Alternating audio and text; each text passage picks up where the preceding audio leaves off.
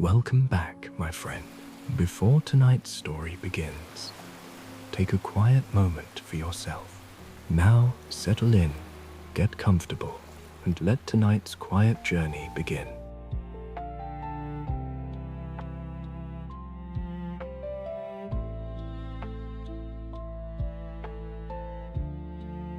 I didn't expect the mountains to feel like this. Not tall, not sharp, not something rising into the sky, but something that never needed to be seen. The deeper we went, the less the ocean revealed, until eventually we realized we weren't looking at the mountains anymore. We were already inside them. So tonight, we're not exploring the surface, not waves, not light, not anything that changes quickly. We're going somewhere quieter than that, a place where mountains exist without ever being seen.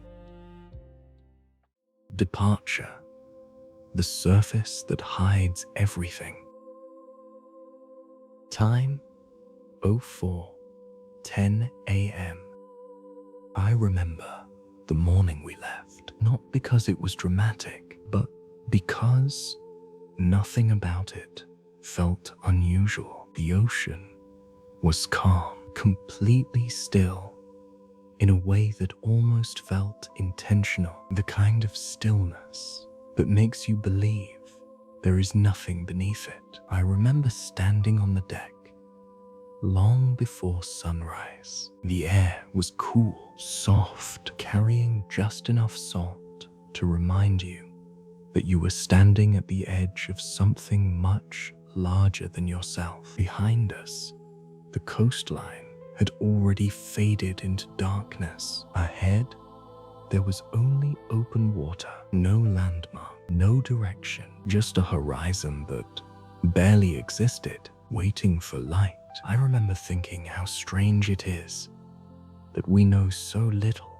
about what lies beneath. We map continents, we measure mountains, we track storms from space, and yet, below this quiet surface, there are landscapes no one has ever seen. Entire mountain ranges rising silently in complete darkness, larger than anything above ground and completely unknown. I remember checking the equipment again, not out of concern, but out of habit. The vessel was ready, the descent system stable, everything calibrated to take us somewhere that has never needed to be found. The others moved quietly, no unnecessary conversation, no sense of urgency, because this kind of journey does not begin with action. It begins with acceptance that once you go down, you are leaving behind a world defined by light and entering one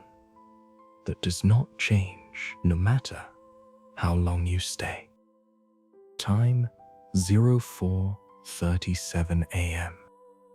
The first light appeared slowly, not rising, not spreading, just existing, a soft gray stretching across the horizon, barely visible, barely enough to separate sky from water. And for a moment, everything looked the same. The ocean, the sky, the space between them, all part of the same quiet surface. I remember watching that line where nothing clearly ended and thinking that this was the last boundary we would understand, because below it, there are no lines, no edges, no clear shapes, only depth. And within that depth, structures that do not need to be seen. Time 05:02 a.m. We reached the coordinates, not marked by anything visible, no change in water, no shift in color, no sign of what lay beneath, just a set of numbers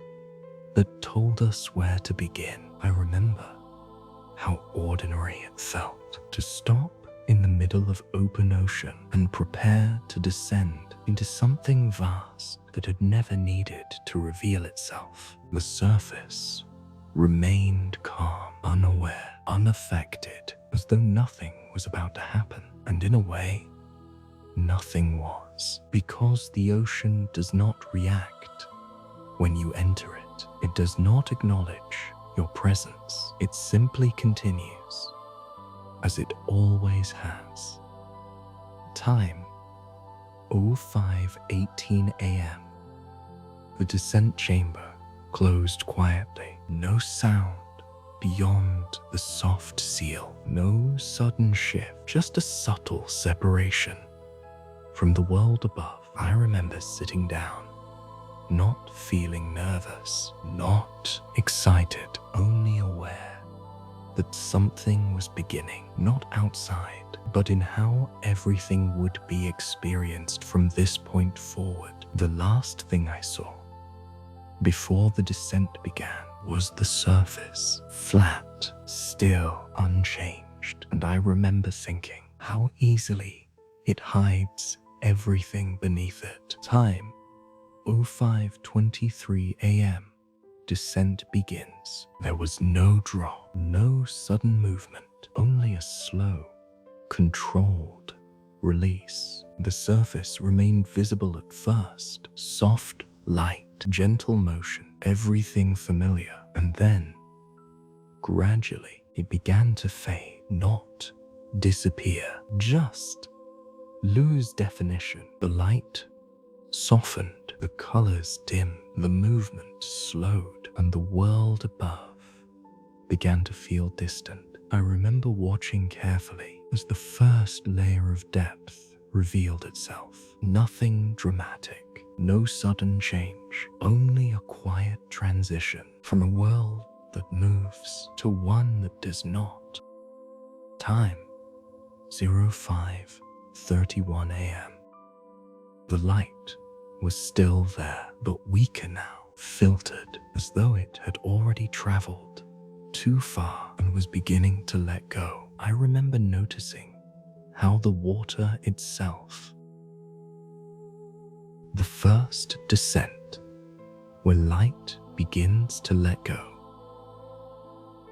Time, 05:34 a.m.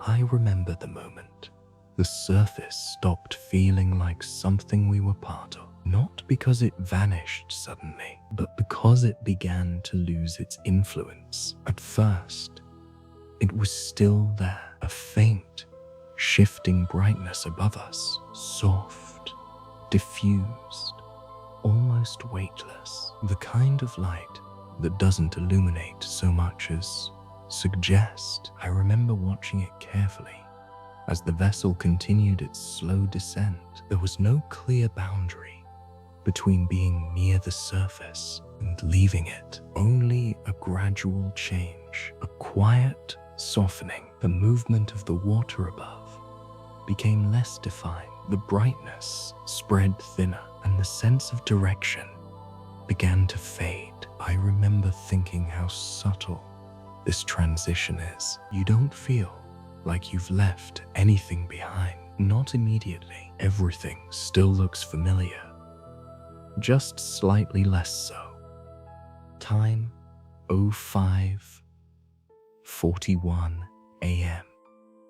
The light was still present, but it no longer reached us fully. It filtered downward, stretched, weakened, as though it had traveled too far and was no longer certain it could continue. I remember how the water began to change color, not dramatically, just a deeper shade of blue, then darker, then softer, less distinct, as if color itself was beginning to lose its meaning. I watched as the last reflections from above slowly dissolved into the surrounding space. There were no sharp edges, no clear lines, only gradients fading into one another until nothing stood apart. I remember noticing how quiet everything felt, not silent, but absent of interruption. The sounds from the surface had already disappeared.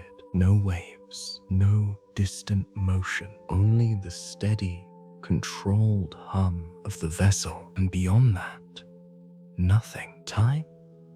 05:49 a.m. We continued descending, slowly, deliberately. There was no urgency in the movement, no need to reach a specific point quickly, because this journey is not about arriving, it is about what happens along the way. I remember glancing upward again. The surface was still visible, but no longer recognizable. It had become a pale glow, distant, undefined, as though it no longer belonged to the same world. I remember thinking that this is where separation begins, not physically, but perceptually. The surface is still there, but it no longer feels connected to where you are. And that shift happens quietly, without warning.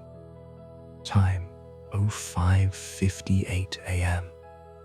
The light dimmed further, not fading out completely, but thinning to the point where it no longer shaped the space around us. It no longer defined direction. It no longer revealed depth. It simply existed above, somewhere. I remember noticing how the water around us began to feel more uniform, less structured, less influenced by anything external. There were no visible currents, no movement that suggested force, only a quiet suspension in all directions. I remember thinking that this is the first step into a world that does not rely on the surface, a place where everything exists within itself, not shaped by wind, not driven by light, not influenced by time in the way we understand it. Time,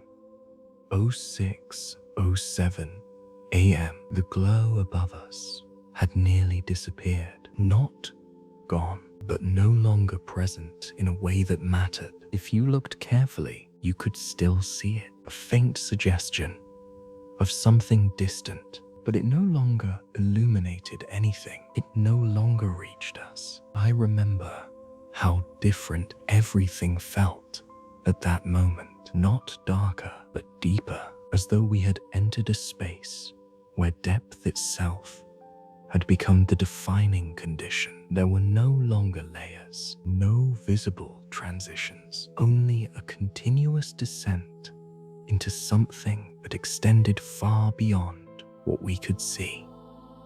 Time, 06:15 a.m.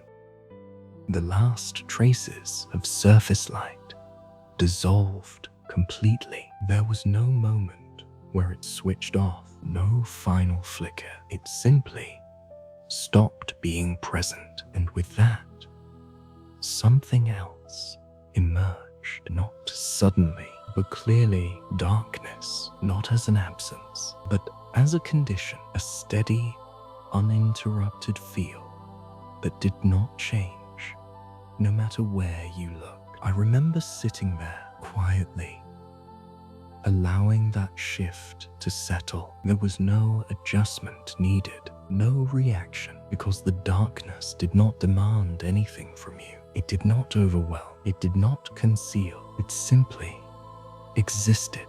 And within that existence, everything else began to feel different.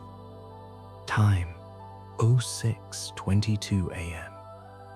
We continued descending. The instruments moved. The numbers changed, but the environment remained the same. No variation, no visual difference between one depth and the next. Only the same darkness, extending in every direction. I remember noticing how quickly the idea of distance began to lose meaning. There were no reference points, no landmarks, no way to measure progress visually, only the understanding that we were going deeper, and that depth did not reveal itself through change. Time, 06:30 a.m. It was around this time that I began to think about what lay below, not in detail, not in structure, but in scale. because somewhere beneath us there were mountains, entire ranges, rising from the ocean floor, larger than anything we had seen on land and completely hidden. No sunlight, no visibility, no reason to ever reveal themselves. I remember thinking how strange that is, that something so vast can exist in complete silence without ever needing to be seen. Time 06:37 a.m. The descent continued uninterrupted, and the darkness remained unchanged. No movement, no variation, only a quiet, steady presence that held everything in place. I remember leaning back slightly, letting that stillness settle. There was no longer anything to observe in the usual sense. No events, no changes, only the continuation of depth. And within that continuation, something became clear. We had left the surface behind, not in distance, but in experience. And from this point forward, everything would be defined not by what we could see, but by what remained when nothing else was visible. And as we continued descending through that complete and unchanging darkness, something began to take shape, not through light, not through movement, but through the slow realization that something vast was already rising far below us. The first shape in the darkness. Time 06:42 a.m. I remember the moment I thought I saw something, not clearly, not enough to be certain, just a difference, a slight interruption in the uniform darkness. At first, I assumed it was nothing, a shift in perception, a trick of the eye, adjusting to the absence of light, because for some time now, everything had been the same, unchanging, endless, a continuous field of darkness, with nothing to distinguish one direction from another. And yet, this was different. It did not move. It did not fade. It remained exactly where it was. I remember leaning slightly forward, not out of urgency, but curiosity, allowing my eyes to settle without trying to force clarity. And slowly, the difference remained. Time 06:47 a.m. It was still too faint to define, not a shape, not a structure, just a presence, something that held its position within the darkness without dissolving into it. I remember thinking that this was the first sign, not of movement, not of life, but of form, something that existed, not as part of the water, but within it. And that distinction, however subtle, changed everything, because until now, the ocean had felt formless, continuous, without interruption. But this suggested otherwise. Time 06:53 a.m. The descent continued slowly, and as we moved, the difference became more defined, still not clear, still not fully visible, but more consistent. I remember noticing how it did not change with us. It did not drift. It did not shift. It remained fixed, and in that stillness, it revealed something important. It was not suspended. It was anchored. I remember feeling a quiet recognition in that moment, not excitement, not surprise, but confirmation. We were approaching something. Time 07:01 a.m. The outline began to emerge, not sharply, not all at once, but gradually. as though the darkness itself was allowing it to exist. A slope, soft, barely distinguishable from the surrounding space, but present. I remember watching carefully as the form began to extend outward, not upward in the way we understand mountains on land, but rising within the depth, a slow, steady incline that did not announce itself, but persisted. I remember thinking how different this felt. There was no horizon, no sky to frame it, no light to reveal its scale, only a suggestion of something vast beginning to take shape.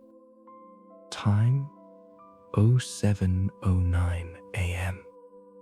The structure became clearer, still dim, still undefined at the edges, but unmistakable now. A surface, solid, unmoving, extending far beyond what I could fully see. I remember how quiet it felt, not just in sound, but in presence. There was no indication that this structure had ever changed, no sign of erosion, no visible movement, only a steady, unaltered form, existing within the same stillness as everything else. I remember thinking that this is what an unseen mountain looks like, not dramatic, not towering against the sky, but rising silently in a place where nothing observes it.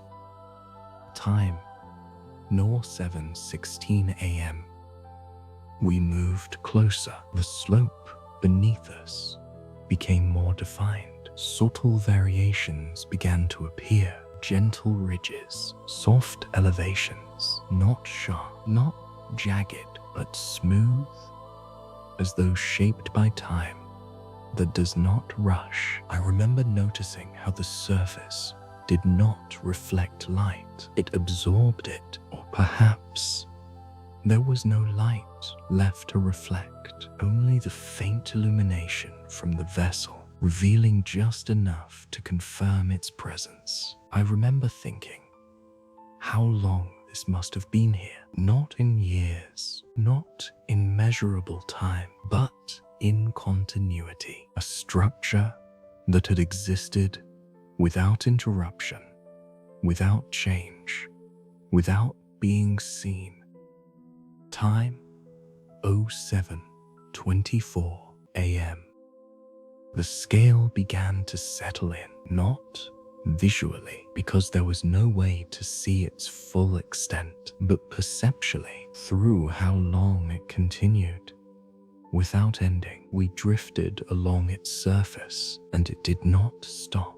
It did not peak. It did not reveal its full shape, only continued beyond the limits of what we could observe. I remember thinking that this must be only a part of something much larger, a single rise within an entire range, hidden beneath the ocean, mountains that no one sees, not because they are small, but because they do not exist in a world of light.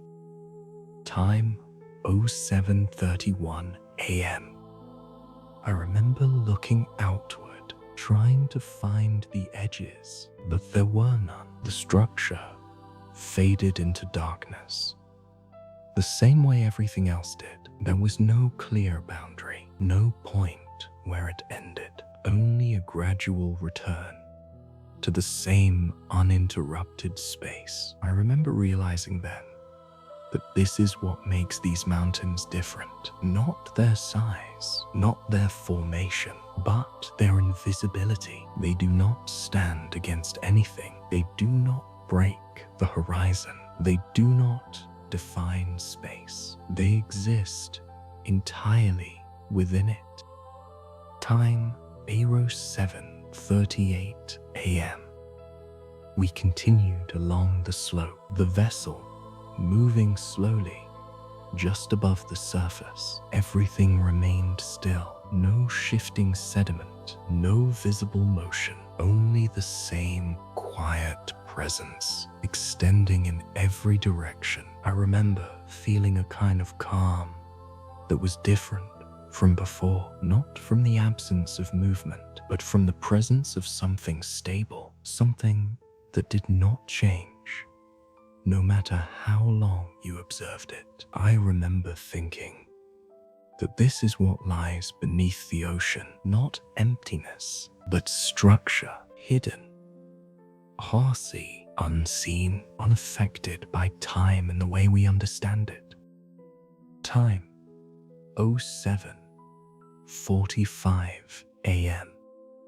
The mountain continued, without peak, without edge, without interruption, and for the first time, the ocean no longer felt formless. It had shape, not visible all at once, not fully understood, but present. I remember realizing then that we had not descended into emptiness. We had descended into a landscape that had never needed to be seen.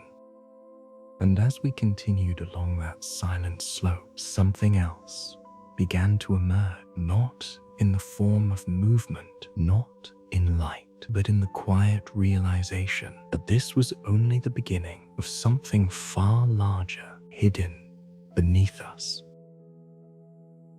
A mountain range beneath the ocean. Time, 07:52 a.m.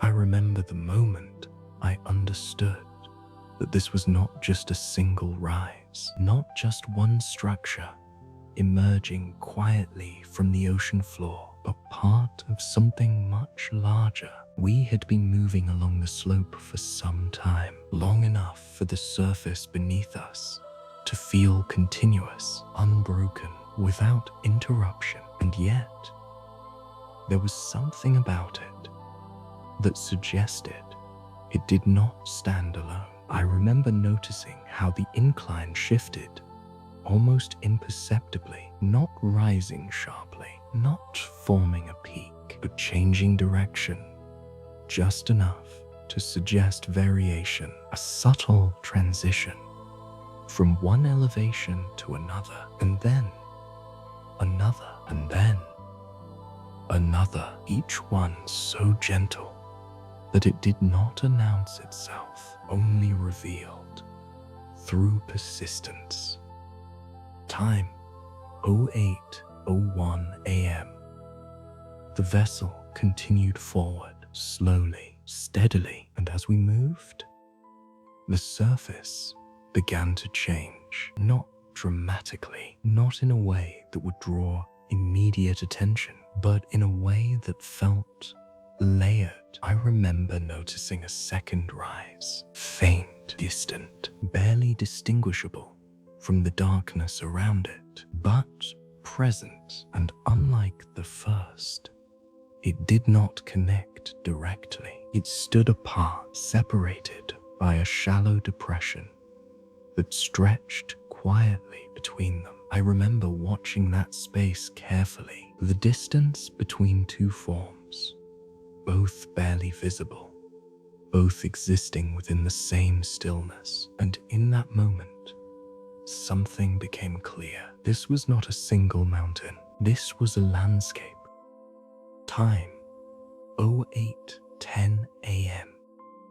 The idea settled slowly, not as a realization, but as a quiet understanding that did not require confirmation, because everything about what we were seeing supported it. The first slope, the second rise, the space between them, all part of the same continuous environment. I remember thinking how difficult it is to perceive scale without light, without a horizon, without reference. On land, mountains are defined by contrast. They rise against the sky. They cast shadows. They reveal their size through perspective. But here, none of that exists. There is no sky, no shadow, no clear distance, only presence. And that presence must be understood differently. Time, 8:18 a.m.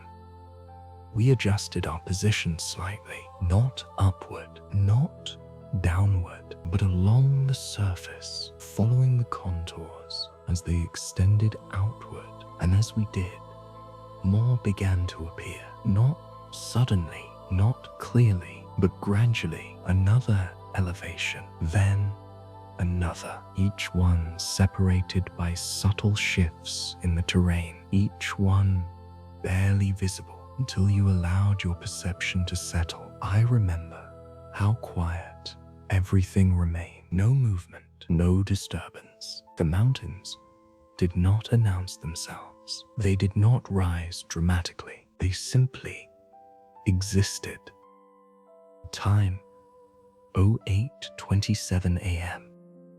The scale continued to expand, not visually, but through continuity. The longer we moved, the more the landscape revealed itself, not as individual structures, but as part of something unified, a range extending beyond what we could observe, without beginning, without end. I remember thinking that this is what lies beneath most of the ocean, not flat emptiness, but terrain, complex, vast, and almost entirely unseen. There are mountain ranges here, larger than those on land, longer, wider, more continuous, and yet no one stands at their base. No one looks up at their peaks, because there is no direction, no perspective, only depth. Time, 08:35 a.m. We continued drifting along the formation, the vessel moving slowly, just above the surface, and the terrain remained consistent, not identical, but connected, each rise leading into another, each depression giving way to elevation, all part of the same quiet structure. I remember noticing how smooth everything appeared, not sharp, not jagged, as though time here had not carved the land, but allowed it to settle. No erosion from wind, no shaping from rain, only the slow, steady formation of something that did not need to change. Time, 08:43 a.m.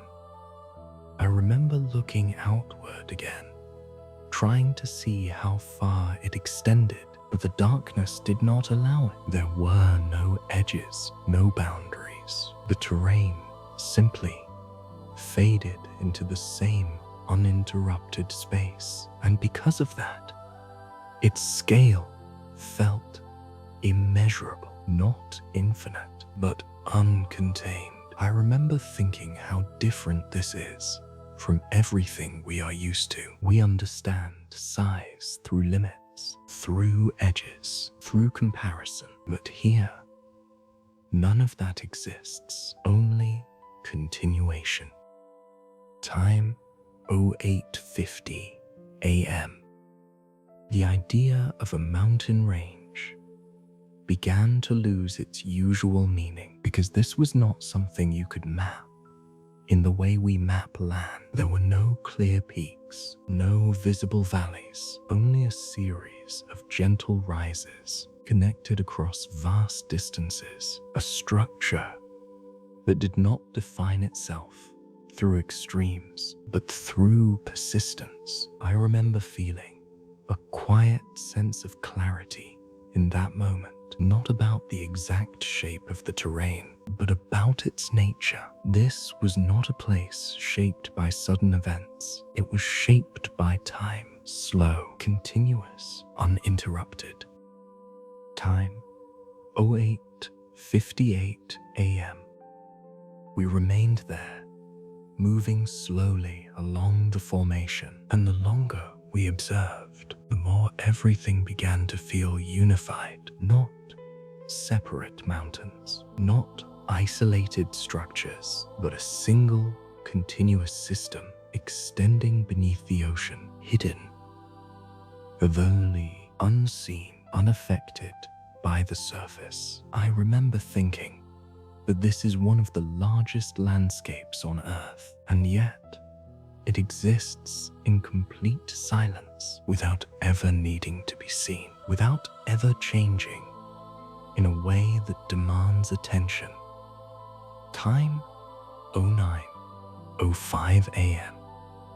The vessel slowed almost to stillness, and for a moment, we simply remained there, suspended above a mountain range that no one sees. I remember looking down one last time. The surface beneath us remained unchanged, the same quiet slope, the same subtle variations, the same absence of movement, and yet everything about it felt different now, because it was no longer just a shape. It was a place, a landscape, a world that exists entirely beyond visibility. I remember realizing then that the ocean does not hide emptiness, it hides scale, and what lies beneath is not nothing, but something far larger than we ever expect to find. And as we remained there, above that silent mountain range, something else began to emerge, not in the terrain, not in the darkness, but in the quiet realization that these mountains were not as lifeless as they first appeared. Life among the hidden mountains. Time 09:12 a.m. I remember the moment I realized the mountains were not empty, not in the way they first appeared. At first, everything had felt still, completely still. The surface beneath us, unchanged. The slopes, unbroken. The entire landscape, silent, without movement. And yet, that silence began to shift, not because something suddenly appeared, but because my attention had changed. I was no longer looking for structure, not focused on the terrain itself, but allowing the space around it to exist without expectation. And slowly, something began to reveal itself. Time 09:18 a.m. It wasn't movement, not at first, just a difference, a slight variation against the surface, something that did not blend completely into the terrain. I remember watching it carefully, not trying to define it, only remaining present with it. And after a while, it changed, not dramatically, not in a way that would draw attention, but just enough to confirm what I had begun to sense. It moved slowly, almost imperceptibly. Time 09:23 a.m. The realization settled quietly. Life, not obvious, not active, but present, existing within the same stillness as the mountains themselves. I remember thinking how perfectly it fit. There was no contrast, no separation. The life here did not stand out from the environment. It became part of it completely. I watched as another faint shift appeared further along the slope, then another, not appearing suddenly, but becoming visible only when you stopped expecting it. Time 09:30 a.m. The mountains had not changed, but the way they were perceived had. What once felt like empty terrain now felt inhabited, not densely, not visibly, but quietly, as though the entire landscape contained something that did not need to reveal itself. I remember leaning slightly closer to the observation window, not to see more clearly, but to remain with the subtle differences as they unfolded, and slowly more appeared. Time 09:36 a.m. a faint movement along a ridge, a slight elevation that shifted just enough to separate itself from the surface, something resting within a shallow depression that adjusted, then settled again. Everything moved slowly, so slowly.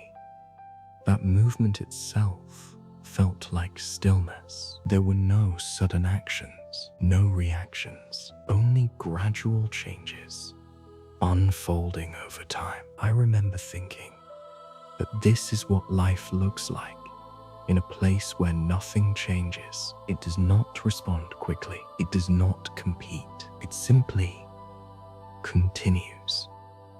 Time 09:42 a.m. The environment remained unchanged, cold, dark, still, and within that constancy, life existed without urgency. I noticed how everything seemed measured, nothing excessive, nothing wasted. Every movement minimal, every adjustment necessary, as though energy itself was something to be preserved. I remember watching one form for a long time. It was difficult to define, not because it was complex, but because it did not separate itself clearly from the terrain. It rested almost flat against the surface, barely visible. And then, slowly, it shifted just enough to confirm its presence. And then it returned to stillness. Time 09:50 a.m. I remember thinking how different this is from life above, on land, and near the surface. Life is constant, movement, sound, interaction, everything visible, everything active. But here, none of that exists. Life does not announce itself. It does not need to, because nothing here demands attention. There is no competition for light, no urgency driven by change, only the quiet requirement to remain.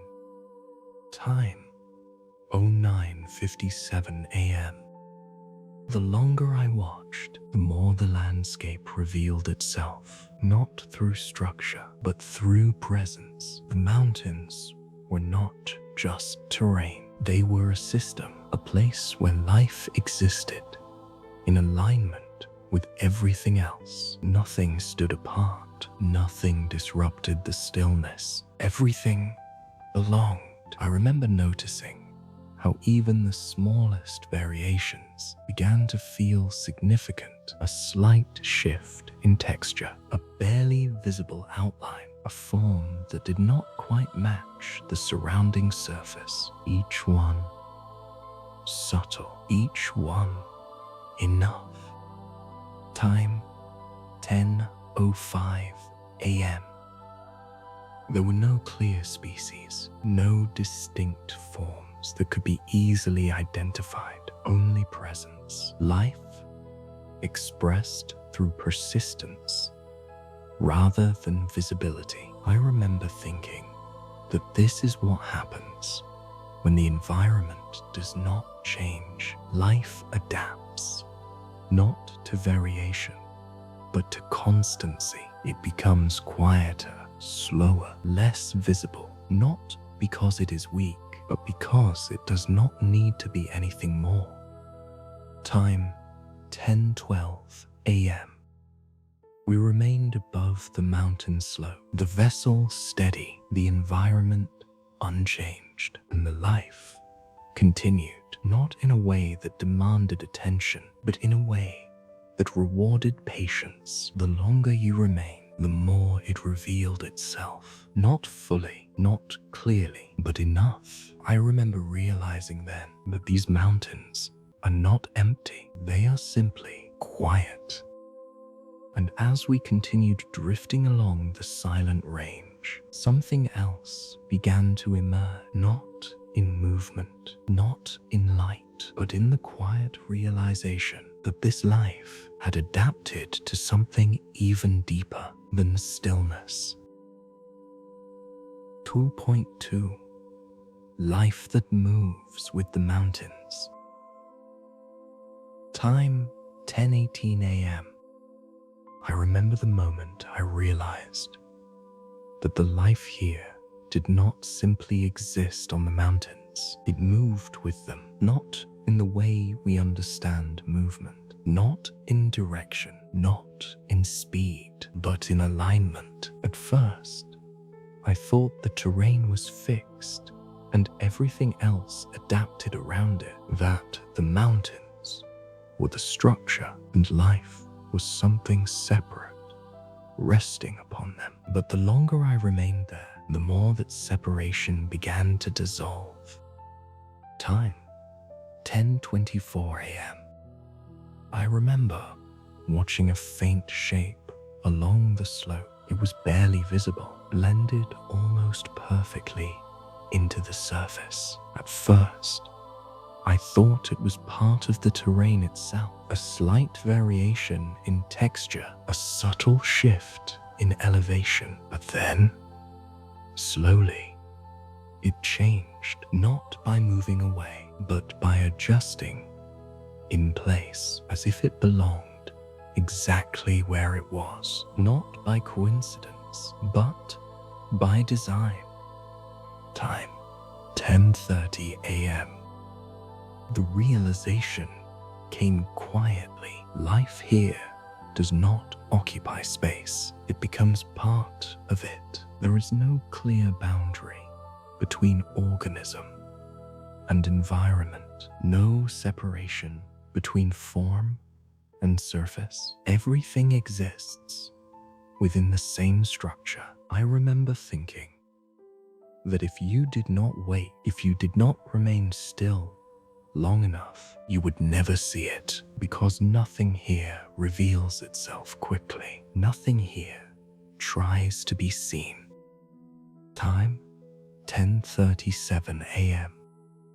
We continued drifting slowly along the mountain, and as we moved, the same pattern repeated. A shape that appeared to be part of the slope then shifted ever so slightly, another resting within a shallow curve, adjusting, then returning to stillness. Everything moved in relation to the terrain, not independent from it, not against it, but with it. I remember how strange that felt, because above, life often stands apart from its surroundings. It contrasts, it competes, it distinguishes itself. But here, none of that exists.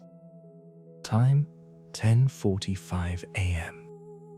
The mountains do not provide a stage. They do not support life in a visible way. They simply exist, and life follows that existence, adapting not to change, but to constancy. I remember watching a long stretch of the slope. Nothing seemed to move, nothing changed, and yet, after some time, I began to notice something, a pattern, not in shape, but in presence. Certain areas felt more inhabited, not visibly, but perceptually, as though the terrain itself held a different kind of density. Time 10:52 a.m. I focused on one of those areas, not expecting anything to happen, only observing, and after a while it did. A slow adjustment, a barely visible shift, then another, further along, then stillness again. I remember thinking that movement here is not an action, it is a response, not to external forces, but to the environment itself. Everything moves only when necessary, and even then, only slightly. Time 11 a.m. The idea of separate life began to feel inaccurate, because nothing here exists independently. Everything is shaped by the terrain, not in form alone, but in behavior, in rhythm, in presence. I remember realizing that these mountains are not just a place where life exists, they are part of how life exists. The slope determines how something rests. The surface determines how something moves. The stillness determines how something survives. Time, 11:08 a.m. I remember watching a form that had remained completely still for some time, so still that it had disappeared into the landscape, and then, slowly, it shifted, not away, not upward, but along the surface, following the contour, almost exactly as though the mountain itself was guiding its movement. I remember thinking that this is not movement in the way we understand it. This is continuation, life continuing along the structure it belongs to. Time, 11:15 a.m. The environment had not changed. The darkness remained constant. The cold remained steady. The silence uninterrupted. And within that, life adapted, not by resisting, but by aligning. There was no urgency, no competition, no need to move beyond what was necessary. I remember how calming that felt, because everything here existed without pressure. Nothing was trying to become more. Nothing was trying to escape. Everything simply remained. Time, 11:22 a.m. We drifted further along the mountain range, and the pattern continued. Subtle presence, occasional movement, long periods of stillness. And within that rhythm, something became clear. The mountains and the life upon them are not separate systems. They are one, a continuous structure where form and existence are indistinguishable. Time, 11:30 a.m.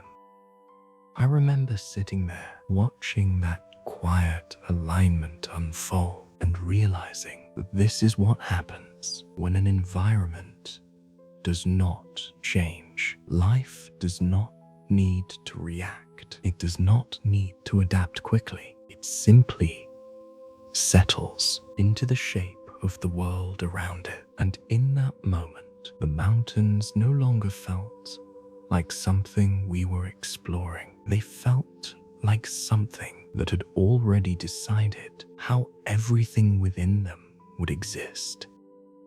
And as we continued along that silent range, something else began to emerge, not in movement, not in form, but in the quiet realization that some life here had found a way to exist without ever moving at all.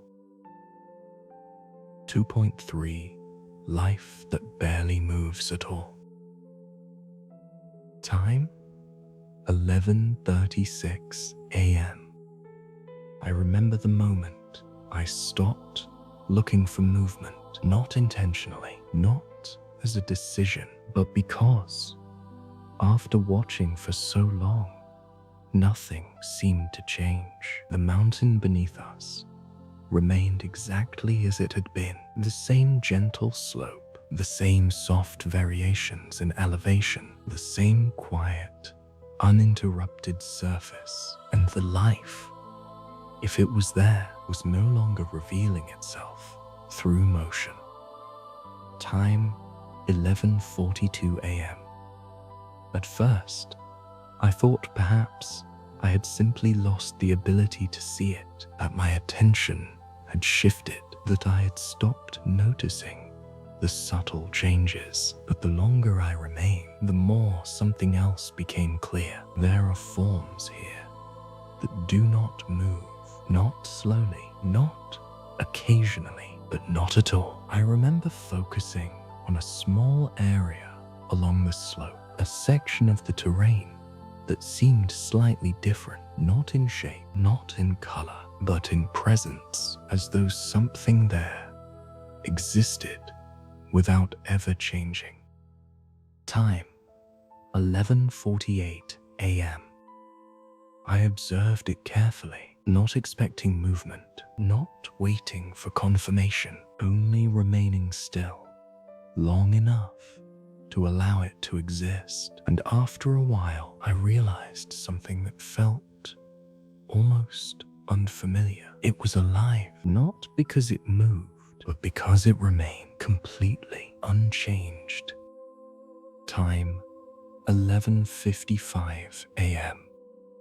I remember thinking how difficult it is to recognize life without motion, because we are used to identifying life through change, through response, through action. But here, none of those signals exist. There is no reaction, no visible behavior, only presence. And that presence does not reveal itself quickly. It does not confirm itself. It simply exists. Time, 12:02 p.m. The longer I watched, the more these forms began to appear. Not suddenly, not clearly, but gradually. As my expectation of movement disappeared, shapes that once felt like part of the terrain began to feel distinct, not separate, but intentional. I remember noticing how they followed the contours of the mountain perfectly, not resting on top, but becoming part of the surface itself, as though the mountain and the life upon it had formed together. Time, 12:10 p.m.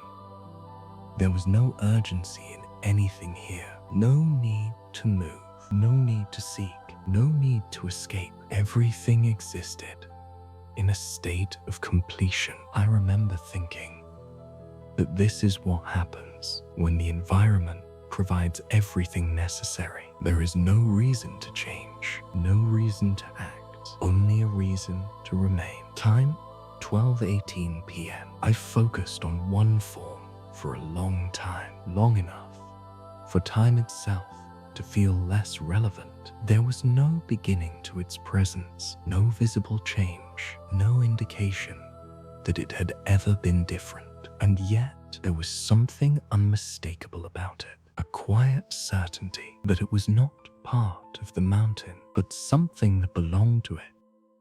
Time, 12:25 p.m. The idea of movement began to feel unnecessary, almost intrusive, because everything here functioned without it. Life did not need to relocate. It did not need to adjust constantly. It did not need to react. It simply existed in the exact place it needed to be. I remember how calming that realization felt, because nothing here was uncertain. Nothing here was searching. Everything was already where it belonged. Time, 12:33 p.m. The mountains no longer felt like a landscape. They felt like a foundation, a structure that supported not just form, but stillness. And the life upon them was not something separate. It was an extension, a continuation of the same quiet existence. I remember thinking that in this place, movement is not a sign of life. Stillness is. Time, 12:40 p.m. We remained above the slope, vessel unmoving, the environment unchanged, and the life continued to exist without ever revealing itself through motion. I remember realizing then that this is one of the most difficult things to understand about the deep ocean. Not its darkness, not its pressure, but its stillness. A stillness so complete that life itself no longer needs to move. Time, 12:48 p.m. And within that stillness, everything becomes quieter, not just in sound, but in expectation. You stop waiting for something to happen. You stop looking for change, and instead, you begin to notice what remains when nothing does. I remember sitting there, watching a landscape that seemed completely unchanged, and realizing that it was full of life, simply living in a way we are not used to seeing. And as we remained there, above that silent and unmoving world, something else began to settle in. Not about the life, not about the mountains, but about time itself and how differently it exists in a place where nothing changes. 2.4. A world that exists outside of time.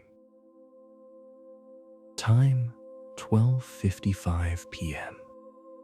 I remember the moment I stopped thinking about time, not because it disappeared, but because nothing around me seemed to follow it. The mountains beneath us remained unchanged, the same gentle slopes, the same quiet formations, stretching into darkness, and the life, if it was there, continued in the same way, still unmoving, without any visible progression.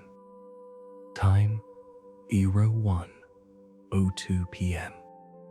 At first, I checked the instruments, not out of concern, but habit. The numbers were moving. The clock continued forward. Everything inside the vessel functioned as expected. Time was still passing, and yet, outside, nothing reflected that passage. No shadows shifting, no light changing, no movement marking duration, only the same uninterrupted stillness. Time, 01:10 p.m.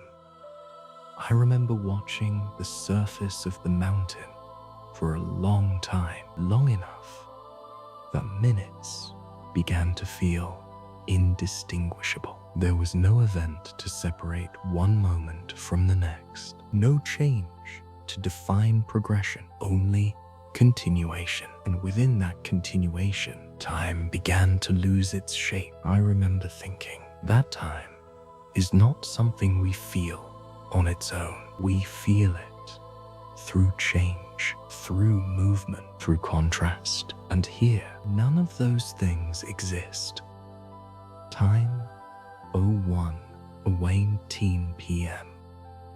The realization settled slowly. This place does not exist without time, but it exists without the experience of it. The mountains do not shift. The terrain does not evolve in any visible way, and the life upon it does not mark time through action. Everything simply remains. I remember how different that felt. Not confusing, not disorienting, but quiet, as though something that is always present had gently stepped aside. Time, 01:26 p.m. I remember sitting there, watching a form that had not moved since I first noticed it, and realizing that it may not move at all. Not now, not later, not in any way that would be visible to us. And yet, it exists completely without needing to change. I remember thinking that this is what time looks like when nothing is in a hurry. Time, 01:34 p.m. Above the surface, time is constant. Everything moves, everything changes. The light shifts, the air moves, life reacts continuously. And because of that, time feels real, present, unavoidable. But here, none of those signals exist. There is no urgency, no progression, no visible sequence of events, only presence. Time 01:42 p.m.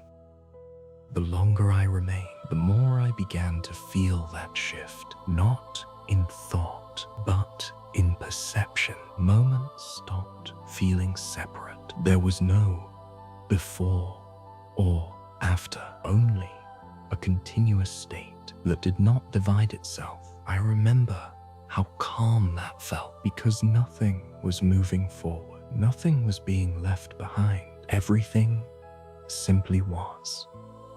Time 01:50 p.m. The mountains beneath us had likely existed for millions of years, formed slowly, silently, without interruption, and in all that time, nothing had changed in a way that could be seen from this moment. I remember thinking that if you were to remain here long enough, you might stop measuring time altogether, not because it ends, but because it no longer matters. Time 01:58 p.m. I looked around once more. The darkness remained the same, the terrain unchanged, the life still present, still unmoving, everything exactly as it had been. And in that sameness, there was something almost complete, nothing missing, nothing evolving, nothing needing to happen next. Time 02:05 p.m. I remember realizing then that this is one of the most hidden aspects of the deep ocean, not just its depth, not just its darkness, but its relationship with time, a place where existence is not measured by change, but by continuity, where life does not move through time, but rests within it. Time 02:12 p.m. And within that realization, something else became clear. This world does not demand anything. It does not require attention. It does not ask to be understood. It simply exists in a way that does not need to be observed. I remember how quiet that felt, not just in sound, but in expectation. Time 02:20 p.m.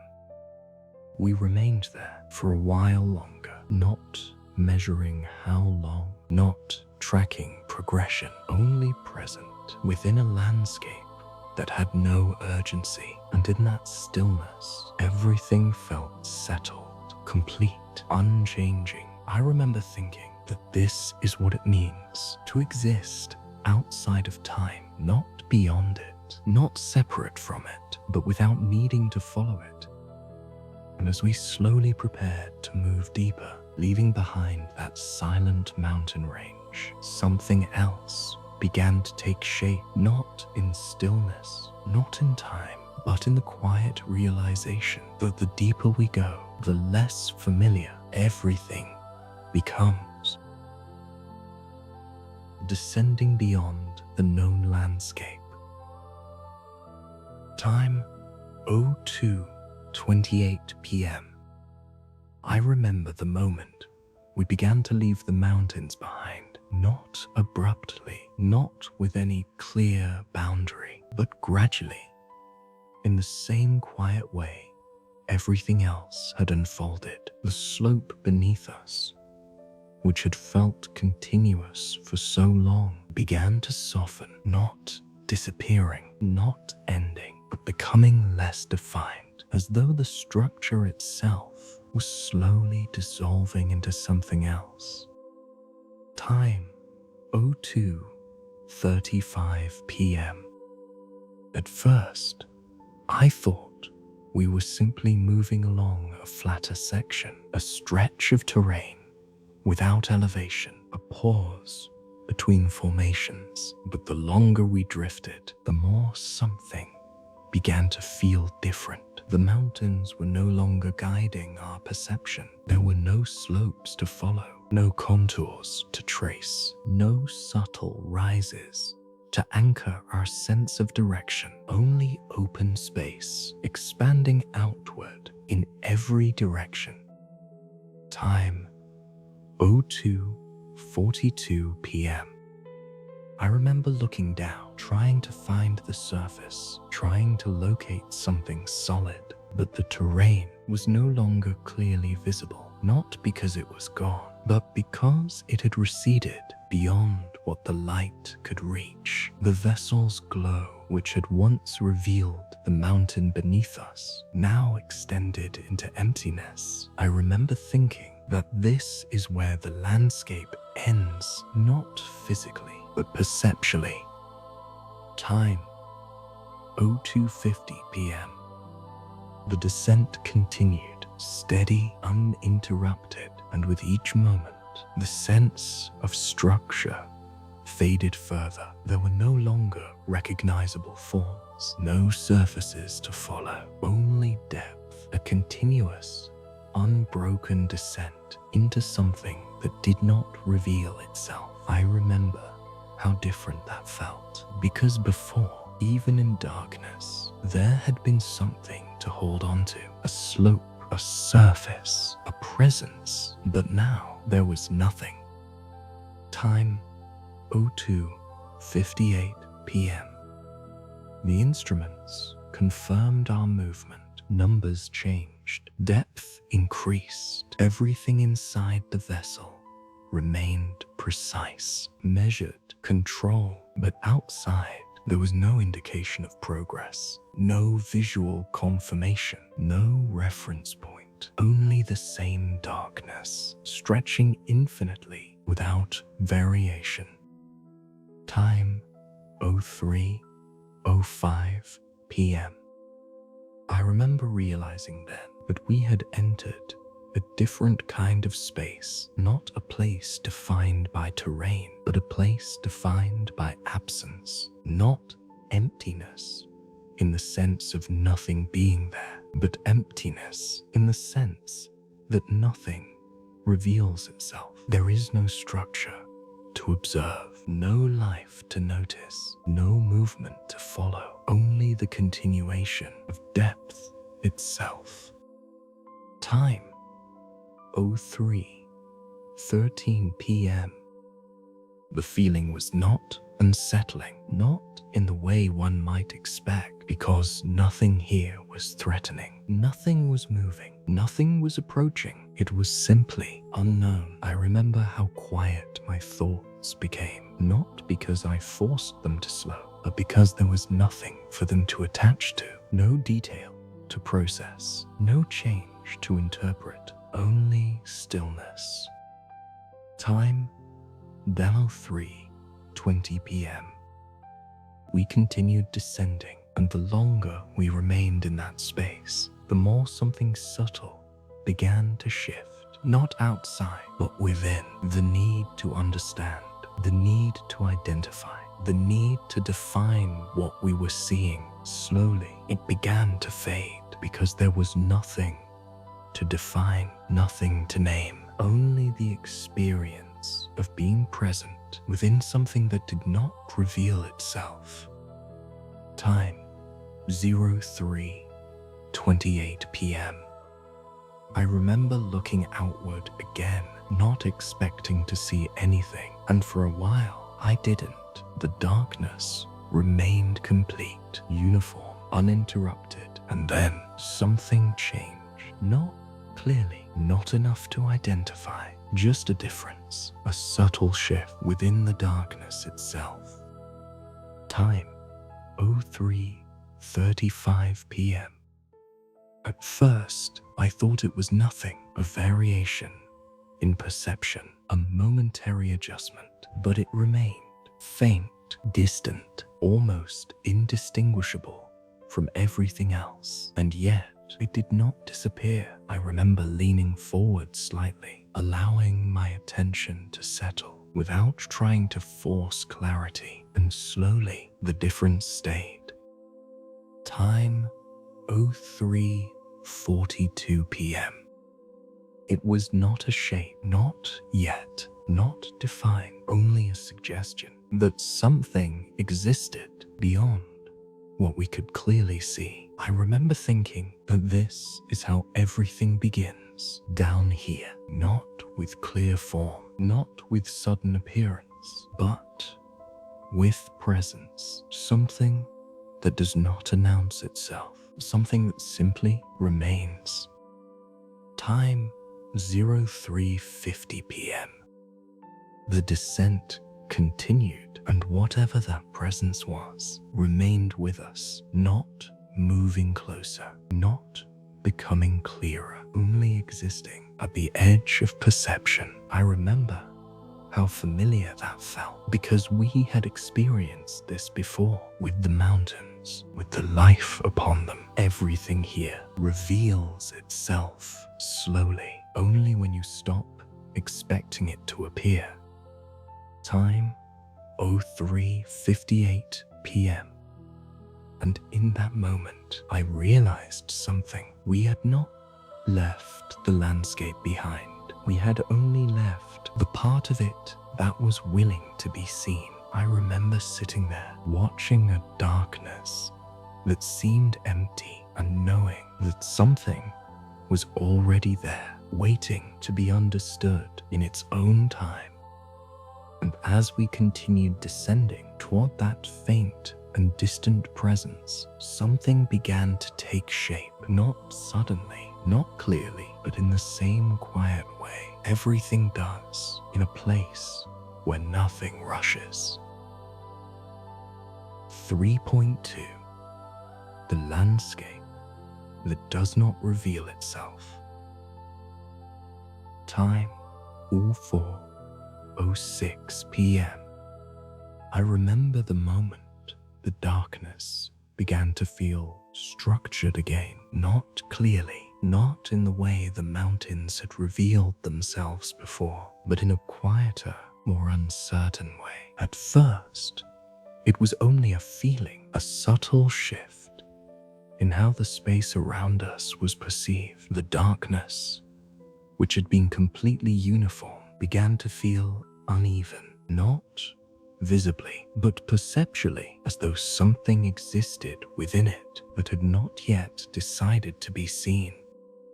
Time 04:12 p.m. I remember watching carefully, not searching for shape, only allowing the difference to remain. And slowly it did. The darkness was no longer entirely the same. There were areas that felt denser, not darker, not lighter, just present in a way that the surrounding space was not. I remember thinking that this is how a landscape begins, when it does not reveal itself. Time 04:19 p.m. We continued descending, the vessel steady, the instruments unchanged, and whatever was out there remained just beyond clarity. I remember how different this felt from before. With the mountains, there had been a gradual emergence, a slope, a surface, something that could eventually be recognized. But here, nothing formed clearly, nothing separated itself from the darkness, only a quiet suggestion that something vast was already there. Time 04:27 p.m. The longer I watched, the more the difference began to settle, not as a shape, but as a presence, something that occupied space without defining itself. I remember noticing how it did not move, it did not shift as we descended. It remained fixed, and in that stillness, it became undeniable. Time 04:35 p.m. I remember thinking that this must be another formation, another part of the ocean floor. But unlike the mountains, this one did not reveal its surface. It did not show its edges. It did not rise clearly into view. It simply existed within the darkness as something too large to be seen all at once. Time 04:42 p.m. The idea of scale returned, not visually, but through persistence. The presence did not disappear. It did not fade. It remained, no matter how long I observed it. And because of that, it began to feel enormous. Not because I could see its size, but because it did not end. Time, 04:50 p.m. I remember trying to follow it, to trace its outline, to find where it began and where it stopped. But there were no boundaries, no edges, only a gradual transition from something that felt present to something that felt like empty space, and even that distinction was uncertain. Time, 04:58 p.m. The vessel moved slightly forward, and the presence remained unchanged, unmoving, extending beyond what we could define. I remember realizing then that this is a different kind of landscape, not one that reveals itself through form, but one that exists through scale, something so vast that it cannot be fully seen, only experienced in parts. Time, 05:05 p.m. I remember how quiet everything felt, not just around us, but within the experience itself. There was no moment of discovery, no clear reveal, only a gradual understanding that something had always been there and that we had only just begun to notice it. Time, 05:13 p.m. The longer we remained, the more the presence began to feel continuous, not separate from the darkness, but part of it, as though the landscape itself had chosen not to define its boundaries, not to separate itself from the space around it, but to exist as something that could only be perceived through patience. Time, 05:20 p.m.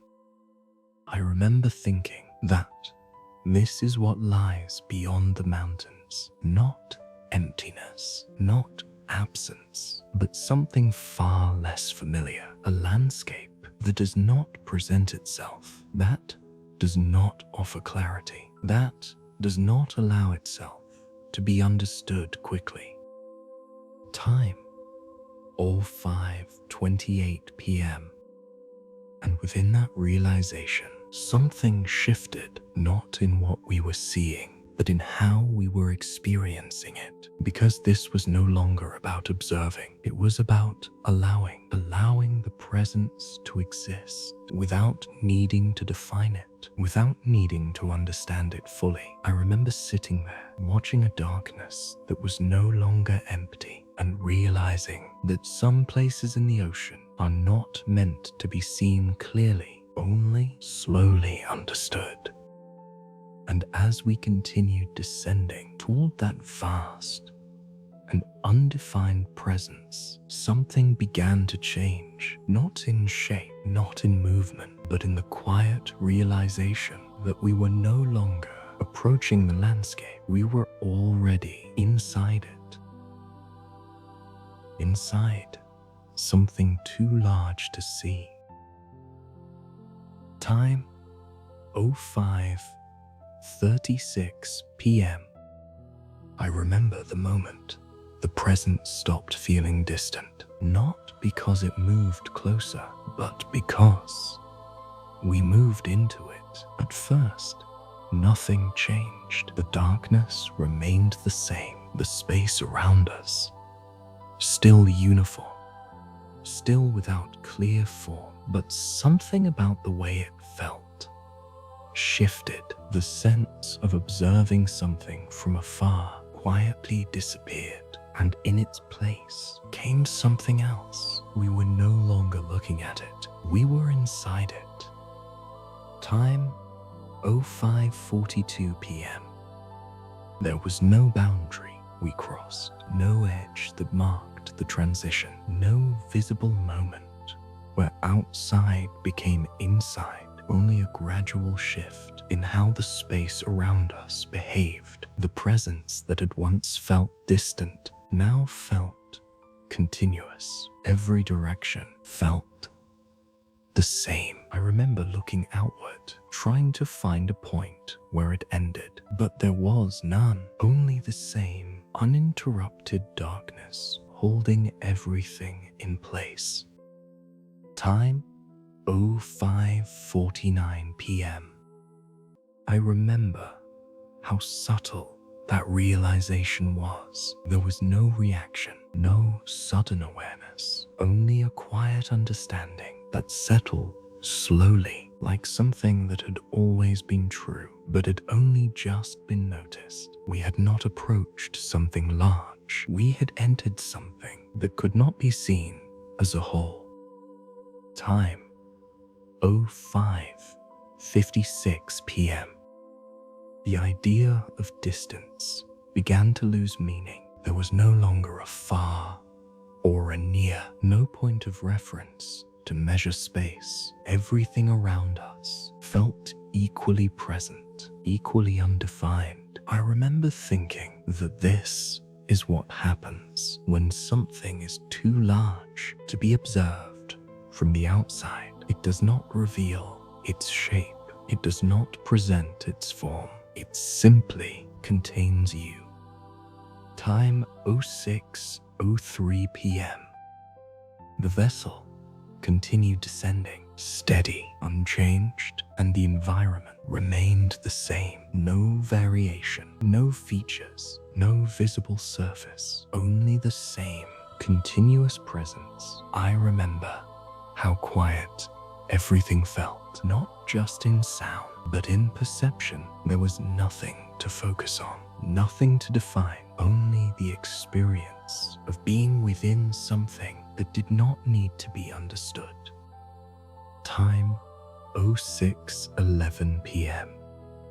I remember trying briefly to imagine its scale, to understand how large it might be, but there was no way to measure it, no horizon, no boundary, no change in the environment to suggest its limits. And so, the attempt faded, because some things cannot be understood through measurement, only through presence. Time 06:18 p.m. The longer we remained, the more the idea of structure began to dissolve. This did not feel like a mountain or a valley or any landscape we recognize. It felt like space, not empty, but undefined, a place where form does not present itself, where everything exists without needing to be seen. Time 06:25 p.m. I remember how different this felt from earlier. With the mountains, there had been something to observe: contours, slopes, subtle variations. But here, there was nothing to follow, nothing to trace, only the sense that something vast surrounded us completely. Time 06:33 p.m. The feeling was not overwhelming, not heavy, not oppressive. It was quiet, almost gentle, as though the scale itself did not need to assert itself. It simply existed, and because of that, it did not feel threatening, only unfamiliar. Time 06:40 p.m. I remember realizing then, this is one of the most difficult experiences to describe, because we are not used to being inside something that we cannot see. We understand space through edges, through contrast, through separation. But here, none of that exists, only continuity. Time 06:48 p.m. The descent continued, and nothing changed. No new detail, no visible shift, only the same endless presence. I remember thinking that this is what lies beyond perception. not something hidden, but something that does not need to reveal itself. Time 06:55 p.m. And within that, something else became clear. We were not meant to understand this in the way we understand everything else, not through observation, not through definition, but through experience, through remaining within it long enough to feel its presence without needing to see it. I remember sitting there, surrounded by something I could not define, and realizing that some parts of the ocean are not meant to be seen as a whole, only to be entered. And as we continued descending within that vast and unseen space, something began to shift once more, not in form, not in structure, but in the quiet realization that even here, where nothing reveals itself, something was still waiting. When something finally appears. Time 07:02 p.m. I remember the moment something appeared, not suddenly, not in a way that demanded attention, but quietly, as though it had always been there, and I had only just begun to notice it. At first, it was nothing more than a slight interruption, a faint difference within the same continuous darkness, something that did not fully belong, yet did not stand apart. Time 07:08 p.m. I watched it carefully, not expecting it to change, not trying to define it, only allowing it to remain as it was. And slowly it became clearer, not in shape, not in detail, but in presence. It did not dissolve, it did not fade, it stayed. Time 07:15 p.m. I remember thinking that this is how everything reveals itself here, not through clarity, not through sudden light, but through persistence. Something remains long enough that it can no longer be ignored, and in that remaining, it becomes real. Time 07:22 p.m. The vessel continued its descent unchanged, steady, and the presence remained with us. It did not move closer, it did not expand, but it also did not disappear. I remember noticing how it held its position within the space around us, as though it belonged to a structure we could not yet see. Time 07:30 p.m. Slowly, very slowly, a suggestion of form began to emerge. Not a clear outline, not a defined surface, but a difference in density, a subtle layering within the darkness. I remember how difficult it was to describe, because nothing about it was sharp, nothing about it was complete, only slightly more present than everything else. Time 07:38 p.m. I remember leaning forward slightly, not out of urgency, but attention, allowing my eyes to settle without forcing clarity. And in that stillness, the form remained unmoving, unchanging, and yet no longer uncertain. Time 07:45 p.m.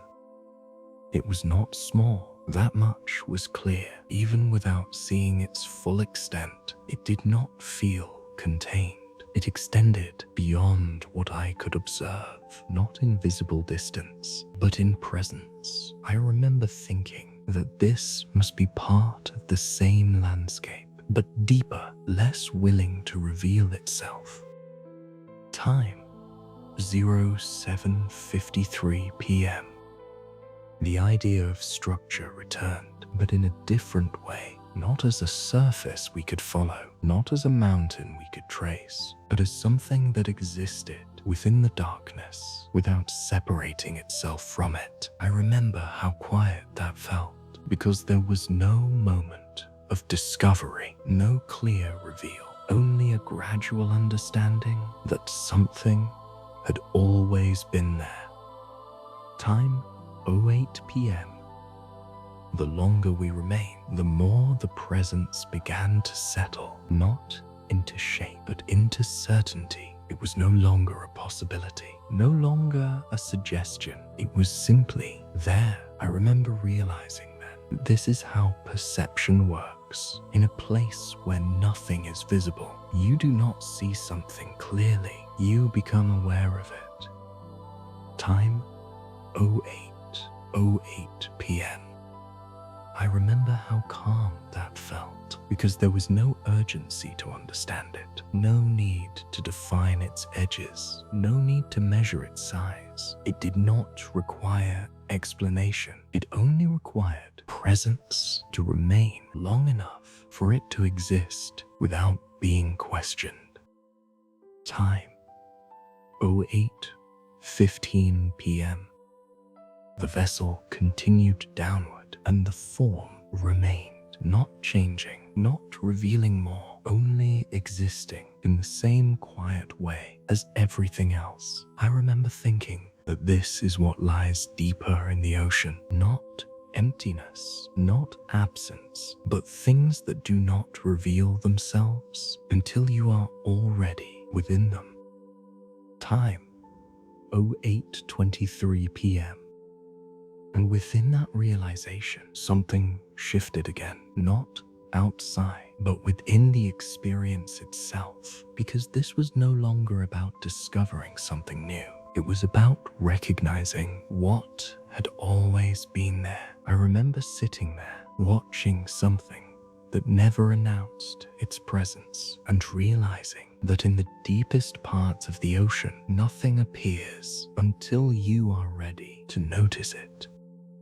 And as we continued descending past that quiet and persistent presence, something else began to change, not in what we were seeing, not in what was around us, but in the quiet realization that the deeper we go, the less the ocean feels like a place, and the more it begins to feel like something else entirely.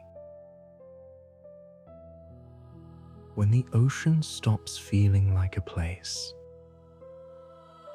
Time 08:31 p.m.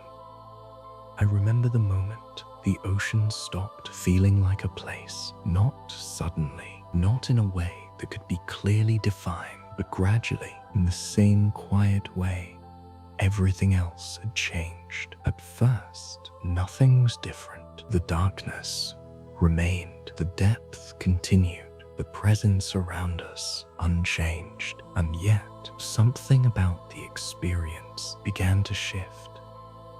Time 08:38 p.m. It started with a subtle loss, not of direction, not of awareness, but of location. I remember trying to understand where we were, not in terms of coordinates, but in relation to something, a surface, a structure, a reference point. But there was nothing, no mountain beneath us, no visible formation around us, no boundary to define space, only continuation. Time 08:45 p.m. The ocean no longer felt like something we were inside of. It did not feel like a place with limits or dimensions or structure. It felt like a condition, something that existed not around us, but through us. I remember how difficult that was to describe, because we are used to thinking in places, in spaces that can be entered and exited, but this was different.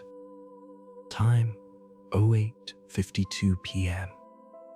The deeper we went, the less the idea of being somewhere made sense. There was no here, no there, no above, no below, only presence. I remember looking at the instruments again. The numbers continued to change, depth increasing, time moving forward, and yet none of that translated into experience. Time, 09 p.m. I remember realizing then that the ocean had stopped behaving like an environment. It was no longer something we were moving through. It was something we were within, without distance, without direction, without separation. And within that realization, something else changed. Time, 09:07 p.m. The sense of progression began to fade, not because we had stopped moving, but because movement no longer felt meaningful. There was no difference between one moment and the next, no change to define progress, no variation to mark distance, only the same continuous experience.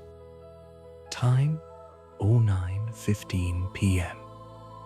I remember how quiet my thoughts became, not intentionally, not through effort, but because there was nothing for them to hold on to, no detail to process, no structure to interpret, only stillness. And within that stillness, thought itself began to slow.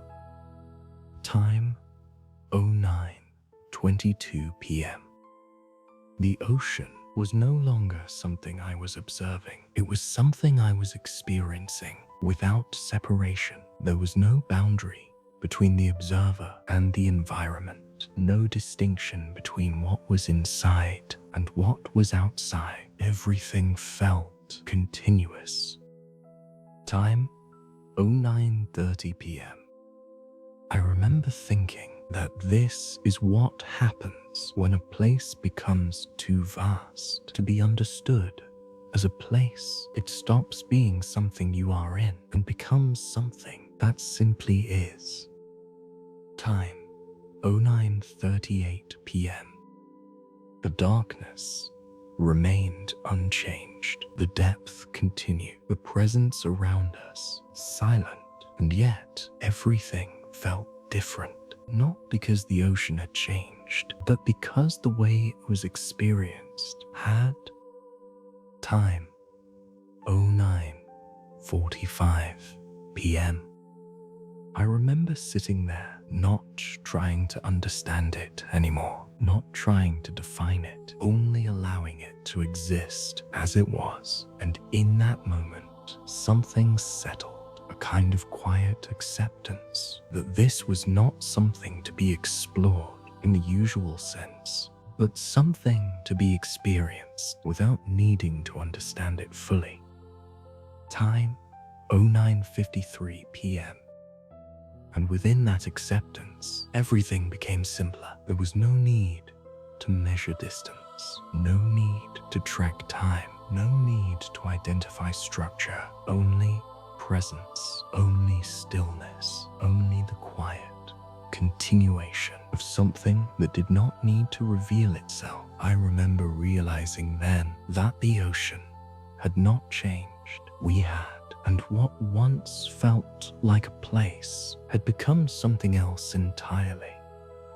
And as we continued deeper within that endless and undefined presence, something began to shift once more, not in the ocean, not in the darkness, but in the quiet realization that even without direction, we were still moving. Movement without direction. Time, 10:01 p.m. I remember the moment I realized that we were still moving, not because I could see it, not because anything around us had changed, but because something very subtle remained consistent. The instruments continued to shift, numbers increasing, depth extending, and yet the experience itself remained exactly the same. Time, 10:08 p.m. There was no sensation of descent, no visual confirmation, no change in the environment to suggest movement, only the quiet understanding that movement was happening somewhere beyond perception. I remember thinking how strange that is, to move without feeling movement, Time 10:15 p.m. The idea of direction began to fade. There was no up, no down, no forward, no backward, only continuation. And within that continuation, movement lost its meaning, because movement is something we understand through change, through difference, through contrast. But here, none of that exists. Time 10:22 p.m.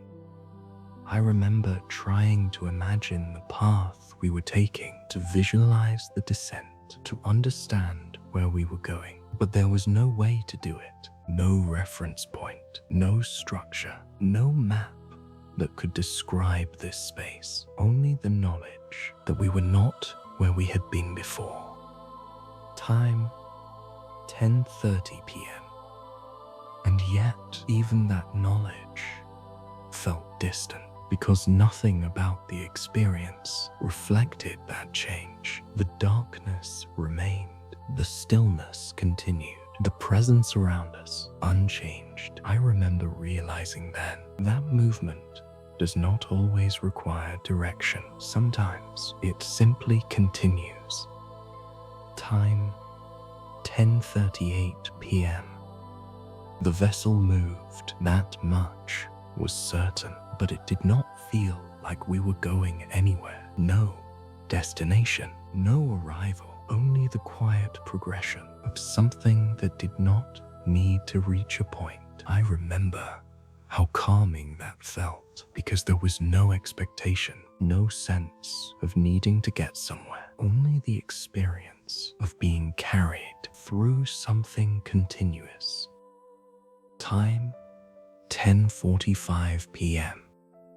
Time passed, though it was difficult to feel. Minutes blended together, moments became indistinct, and movement continued without interruption. I remember thinking that this is what happens when direction disappears. Movement becomes something else, something softer, something quieter.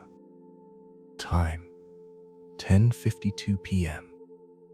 There was no effort involved, no decision, no control, only the steady continuation of descent. And because of that, movement no longer felt like an action. It felt like a condition, something that was happening, whether we noticed it or not. Time 11 p.m. I remember how different this felt from movement on land or near the surface, where every step, every motion is defined. Here, nothing was defined, and because of that, nothing felt separate. Movement and stillness began to feel the same. Time 11:08 p.m. The deeper we went, the more that distinction faded. There was no difference between moving and not moving, no change to separate the two, only the same continuous experience. I remember thinking that this is what happens when there is nothing to measure against. Movement becomes invisible. Time 11:15 p.m. And within that invisibility, something else emerged, a kind of quiet acceptance that we were no longer in control of direction, not because we had lost it, but because it no longer existed in a meaningful way. Time 11:23 p.m. I remember sitting there, allowing that realization to settle. There was no need to understand where we were going, no need to define the path, only the quiet continuation of movement without direction. Time 11:30 p.m. And in that moment, something became clear. We were not traveling through the ocean in the way we understand travel. We were being carried through something that did not require direction to exist. I remember thinking that this is what lies deeper than place, deeper than structure, even deeper than time. A kind of movement that does not need to go anywhere to continue. And as we continued descending within that quiet and directionless movement, something began to shift once more. Not in where we were going, not in how we were moving, but in the quiet realization that something was beginning to change. The first subtle change. Time, 11:38 p.m. I remember the moment. Something began to feel different, not clearly, not in a way I could immediately define, but quietly, in the same way everything else had changed. At first, I could not tell what it was. The darkness remained, the stillness continued, the movement unchanged, and yet something was no longer exactly the same. Time, 11:45 p.m. It wasn't visual. There was no shape, no form emerging from the darkness, no movement to observe, only a shift in how the space around us felt. I remember noticing it without understanding it, a slight difference in presence, as though something had entered the environment without announcing itself. Time, 11:52 p.m. I remained still, not reacting, not searching, only allowing that difference to remain. And slowly it did. It did not fade. It did not disappear. It stayed just beyond clarity. I remember thinking that this is how change happens here, not through events, not through sudden movement, but through subtle shifts that reveal themselves only over time. Time, 12 a.m. The longer I remained, the more the difference began to settle, not into form, but into awareness. Something was there, not separate, not distinct, but present in a way that had not been there before. I remember how difficult it was to hold that awareness because there was nothing to focus on, nothing to define, only a quiet certainty that something had changed. Time, 12:08 a.m. The vessel continued its descent uninterrupted. The instruments moved, time passed, and yet the environment remained almost identical. Almost. I remember thinking that sometimes the smallest changes are the most difficult to notice because they do not replace what was there. They only alter it slightly. Time, 12:15 a.m. I remember focusing outward again, not expecting clarity, only presence. And slowly, the difference became more stable, not clearer, but more consistent. It did not flicker, it did not shift. It remained exactly as it was. And in that stillness, it became real. Time, 12:23 a.m. There was still no shape, no outline, no surface, only a variation within the darkness itself, as though the space around us had gained a new layer, something that did not separate itself, but also did not disappear. I remember thinking that this is what lies deeper than perception, not things that can be seen, but things that can be felt before they are understood. Time, 12:30 a.m. The longer I observed, the more the difference began to feel intentional, not random, not imagined, but part of something larger, something that had always been there, waiting to be noticed. I remember how calm that felt, because there was no urgency, no need to understand it immediately, only the quiet process of becoming aware. Time, 12:38 a.m. I remember thinking that this is the first sign of something new, not because it reveals itself clearly, but because it remains. It stays long enough to shift your perception, to change how the space around you feels, even if nothing visible has changed. Time, 12:45 a.m. The darkness continued, the stillness remained, and yet everything felt slightly different. Not enough to define, not enough to explain, but enough to know that something had begun. Time, 12:53 a.m. I remember sitting there, not trying to name it, not trying to understand it, only allowing it to exist as it was. And in that moment, something settled again, a quiet recognition that change does not always arrive in a way that can be seen. I remember realizing then that the deepest parts of the ocean do not reveal themselves all at once. They begin with something almost invisible, something that does not demand attention, but stays until you notice it. And as we continued descending, within that barely perceptible change, something began to take shape, not suddenly, not clearly, but in the same quiet way everything does in a place where nothing rushes. When change becomes visible. Time, 01 a.m.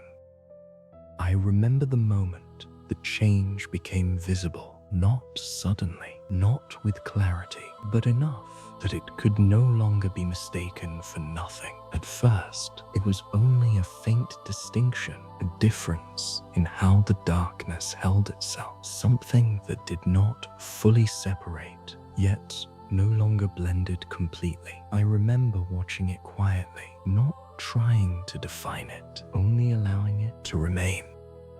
Time, 01:07 a.m.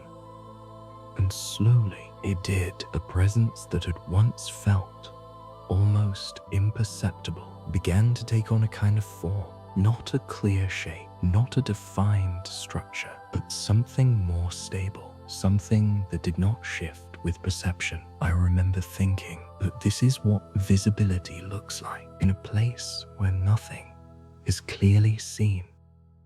Time, 01:15 a.m. The vessel continued its descent, uninterrupted, and as we moved, the presence did not disappear. It remained, and in remaining, it became more certain. I remember noticing how it began to hold space, not physically, but perceptually, as though the darkness itself had adjusted around it. Time, 01:23 a.m. There was still no edge, no boundary, no clear beginning or end, only a region where the space felt different, more present, more defined. I remember thinking that this must be something vast, not because I could see its size, but because it did not resolve into anything smaller. Time, 01:30 a.m. I remember focusing on it more closely, not expecting detail, only consistency. And slowly, very slowly, a suggestion of surface began to appear, not solid, not reflective, but layered, as though something existed within the darkness with enough presence to be distinguished. Time, 01:38 a.m. The longer I remained, the more the distinction grew. Still subtle, still quiet, but no longer uncertain. It was no longer something I had to question. It was simply there. I remember realizing then that change does not always become dramatic. Sometimes it becomes undeniable. Time, 01:45 a.m. The environment around us remained unchanged. The same stillness, the same depth, the same quiet absence of movement. And yet, this presence continued to hold itself, not expanding, not approaching, only existing in a way that could not be ignored. Time 01:53 a.m. I remember how calm that felt because there was no urgency, no sudden reveal, no moment of shock, only a gradual clarity that unfolded without effort, as though the ocean itself was allowing us to see just enough. Time 02 a.m. The idea of form returned, but in a different way, not through sharp edges, not through contrast, but through continuity. The presence extended beyond what I could observe, and because of that, it began to feel like part of something larger, something that had always been there, but had only now become visible. Time 02:08 a.m. I remember thinking that this is what lies deeper than the mountains, not structures that reveal themselves through shape, but structures that reveal themselves through presence, things that do not appear suddenly, but emerge through time. Time 02:15 a.m. The vessel continued downward, and the presence remained with us, unchanged, unmoving, and yet more real with every moment. I remember how different that felt from anything we had seen before, because this was not discovery. This was recognition. Time 02:23 a.m. I remember sitting there, watching something that had slowly become visible without ever clearly appearing, and realizing that in the deepest parts of the ocean, nothing reveals itself all at once. Everything arrives through patience. Time 02:30 a.m. And within that realization, something settled again. Not about what we were seeing, but about how we were seeing it. Because this was no longer about observation. It was about allowing the ocean to reveal itself in its own way. I remember realizing then that this is how the deep ocean works, not through sudden discovery, not through clear definition, but through slow, quiet unfolding. And as we continued descending past that slowly emerging presence, something else began to take shape, not in darkness, not in stillness, but in the quiet realization that the deeper we go, the closer we come to something we may never fully understand. What remains unseen? Time 02:38 a.m. I remember the moment I stopped expecting to see more, not because there was nothing left, but because everything that needed to be seen had already revealed itself in its own way. The darkness remained, the depth continued, the presence around us unchanged, and yet there was no longer a sense of searching. Time 02:45 a.m. I remember looking outward, not trying to find shape, not waiting for something to appear, only observing what was already there. And in that stillness, something became clear. Not everything is meant to be visible. Not everything is meant to be understood in the way we expect. Time 02:52 a.m.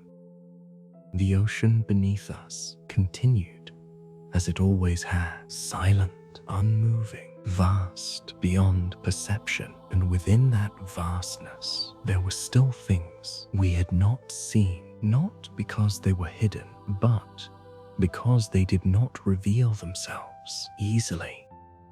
Time 03 a.m. I remember thinking that this is what defines the deepest parts of the ocean, not what we discover, but what remains unseen. The mountains we only partially understood, The life that moved so slowly, it almost did not move at all. The landscapes that could not be fully observed, and the presence that never became clear. Time 03:08 a.m.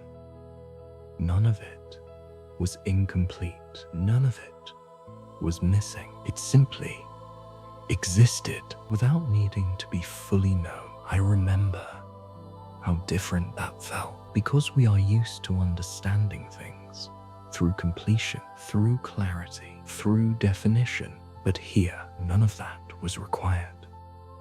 Time 03:15 a.m.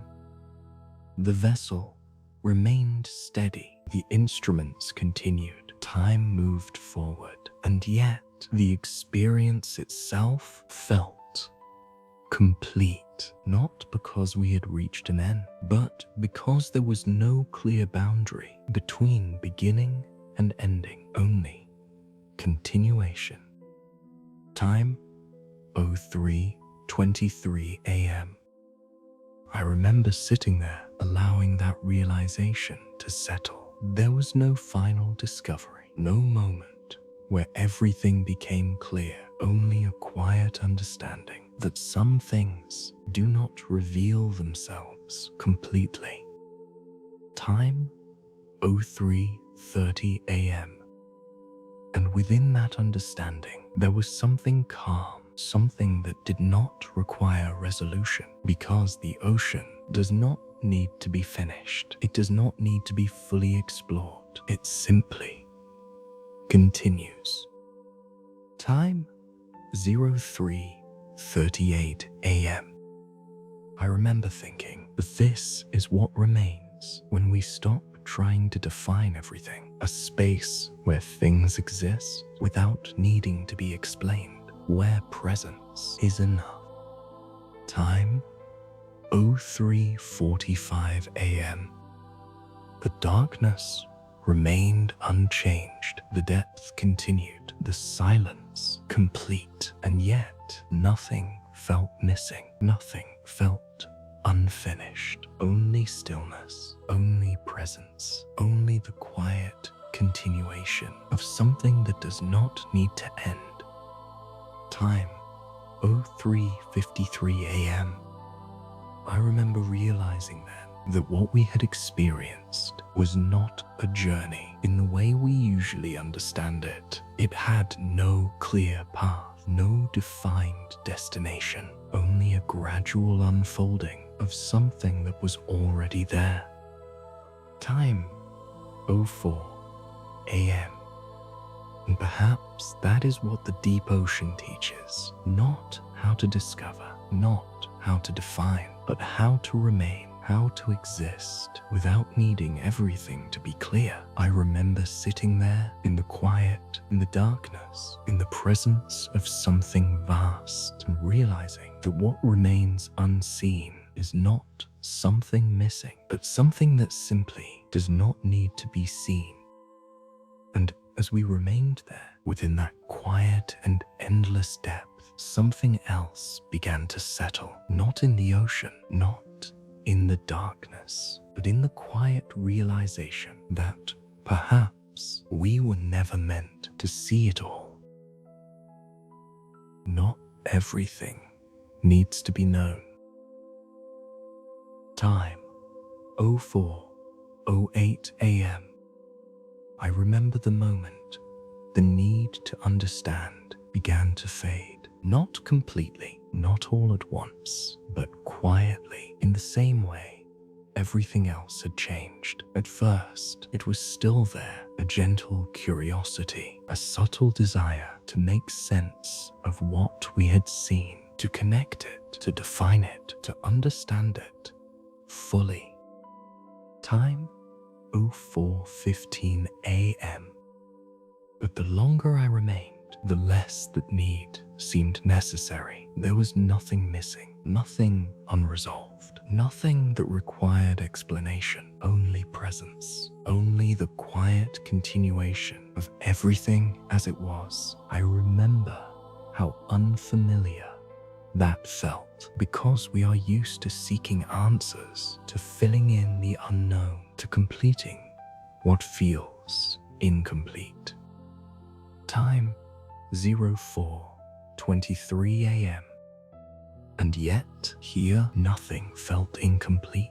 The mountains we had only partially seen felt whole. The life that barely moved felt complete. The vast presence that never revealed its form felt enough. I remember thinking that perhaps understanding is not always required for something to be meaningful. Time 04:30 a.m. The ocean did not offer explanations. It did not reveal everything. It did not present itself in a way that could be fully understood. And yet, it did not feel lacking. It simply was. I remember how that shifted something in the way I experienced it, because there was no longer a need to reach the end, no need to uncover every detail. Only the experience itself was enough. Time 04:38 a.m. I remember sitting quietly, allowing that idea to settle, not forcing it, not analyzing it, only letting it remain. And in that stillness, something softened. The need to define, the need to explain, the need to know. Time 04:45 a.m. The deeper we had gone, the less those things mattered. Not because they disappeared, but because they no longer applied. There were no clear answers to find, no final understanding to reach, only a space where things existed without needing to be known. Time 04:53 a.m.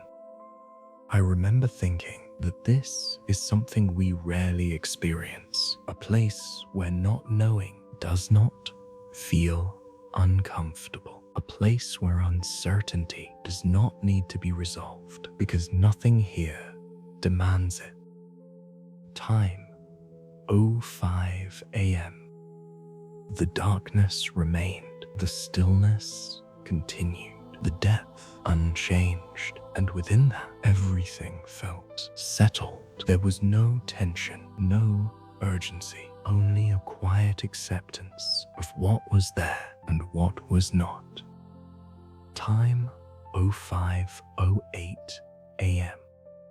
I remember realizing then that the ocean does not ask to be understood. It does not need to be explained. It does not require us to see everything. It simply exists in its own way, and that is enough. Time 05:15 a.m. And within that realization, something else became clear. We do not always need to understand something to experience it fully. Sometimes being present is all that is required.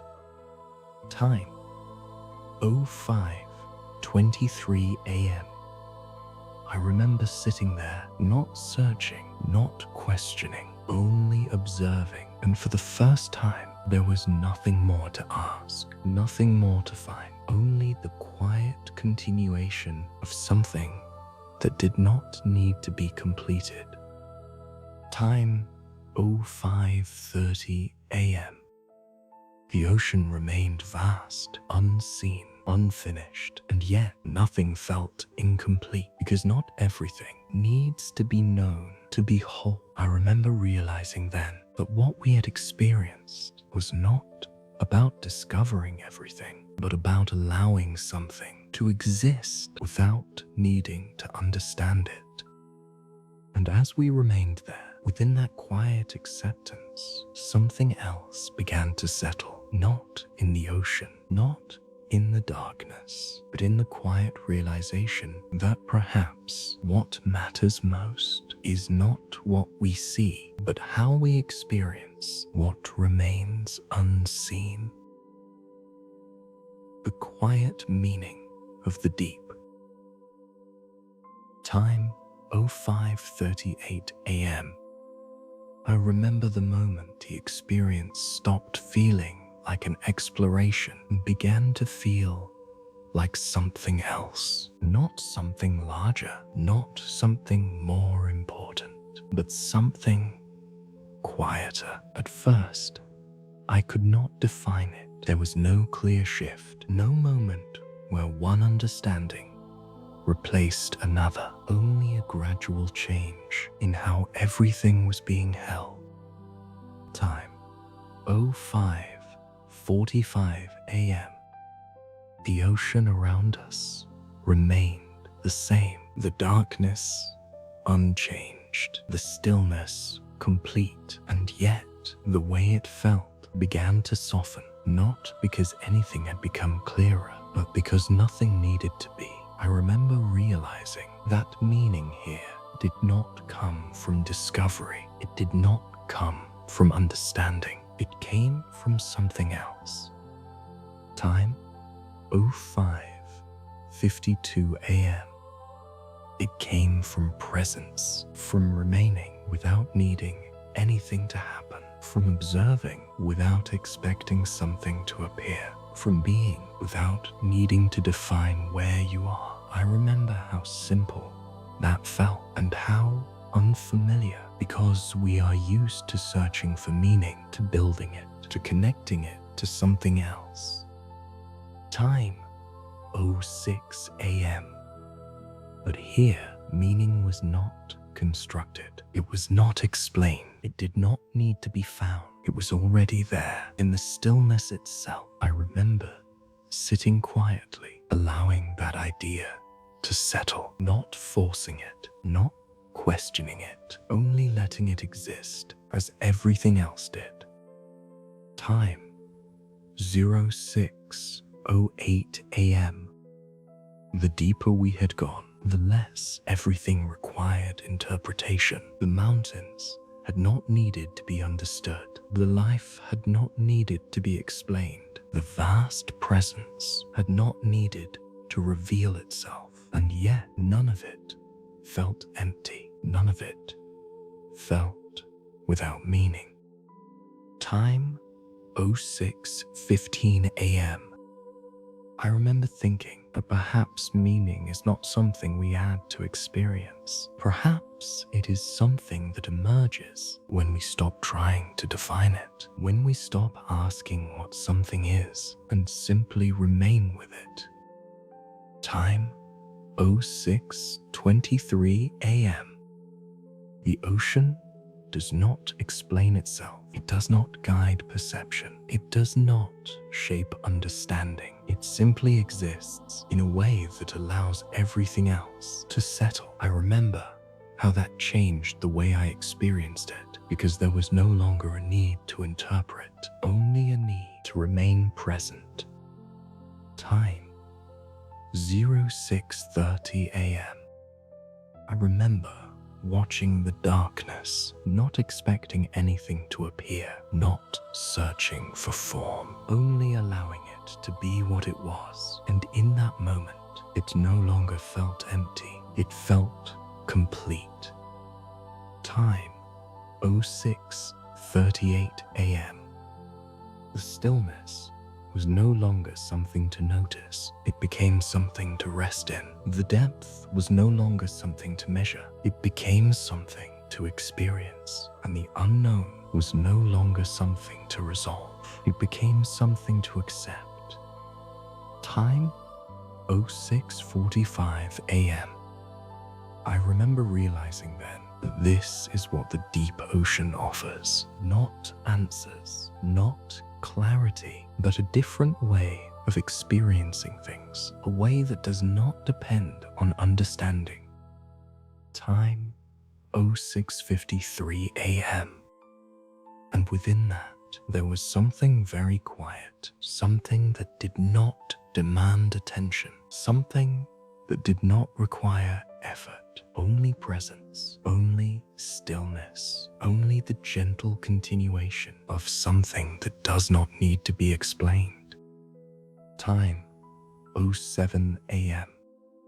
I remember sitting there in that quiet, in that depth, and realizing that meaning does not always come from knowing. Sometimes it comes from simply being with what is there. Time 07:08 a.m. And perhaps that is what remains after everything else fades. Not the details, not the structures, not the things we try to understand, but the experience itself, the quiet presence that does not need to be defined. I remember realizing then that the deep ocean does not give meaning, it allows it, and in doing so, it asks nothing except that we remain long enough to feel it. And as we remained there, within that quiet and complete stillness, something else began to settle. Not in the ocean, not in the depth, but in the quiet realization that perhaps there is nothing more to find, only something more to rest within. Returning without leaving. Time 07:15 a.m. I remember the moment it began to feel like we were returning, not because anything had changed, not because the vessel had turned, not because the darkness had lifted, but because something within the experience had settled. Time 07:22 a.m. There was no clear movement upward, no shift in pressure, no sign of the surface, only the same stillness, the same depth, the same quiet presence, unchanged. And yet, the feeling of continuation began to feel different, less like going deeper, more like coming back. Time 07:30 a.m. I remember thinking how strange that is, to return without moving, to feel the end of something without reaching a boundary, because nothing around us had changed. The ocean remained exactly as it had been, silent, endless, unrevealing. Time 07:38 a.m. And yet the experience had shifted, not in the environment, but in perception. There was no longer a sense of searching, no expectation of something more, only a quiet acceptance of what had already been. Time 07:45 a.m. I remember sitting there, not waiting for anything, not observing with intention, only being present within the same depth that had once felt unknown and now felt familiar. Time 07:53 a.m.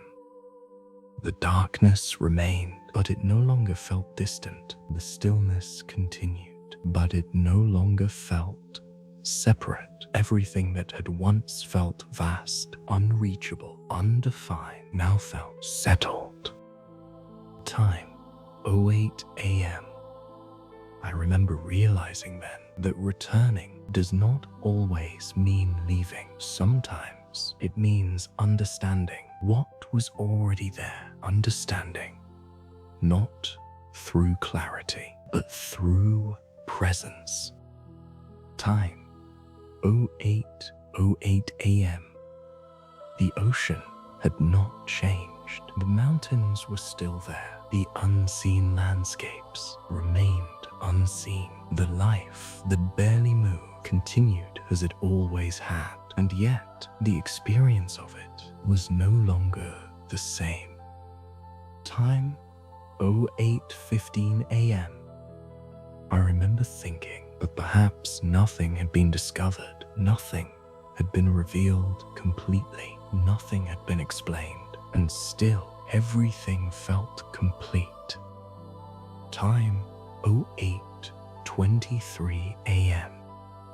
Because completion does not always come from answers. It comes from acceptance, from allowing something to be without needing it to change, without needing it to become something else. Time 08:30 a.m. The vessel remained suspended. The instruments continued quietly. Time moved forward, and yet there was no urgency. No need to return quickly. No need to reach the surface. Only a gentle awareness that the experience had already arrived where it needed to be. Time 08:38 a.m. I remember sitting there in that same depth, in that same stillness, and feeling something settle. Not a conclusion, not an ending, but a quiet completion. Time 08:45 a.m. The ocean remained vast, unseen, unfinished, and yet nothing felt unresolved, because nothing here required resolution. Time 08:53 a.m. I remember realizing then that this is what it means to return without leaving, to move through something so completely that you no longer need to move away from it. Time 09 a.m. And within that realization, everything became softer. The need to understand faded. The need to define disappeared. Only presence remained. Only stillness. Only the quiet continuation of something that does not need to end. Time 09:08 a.m.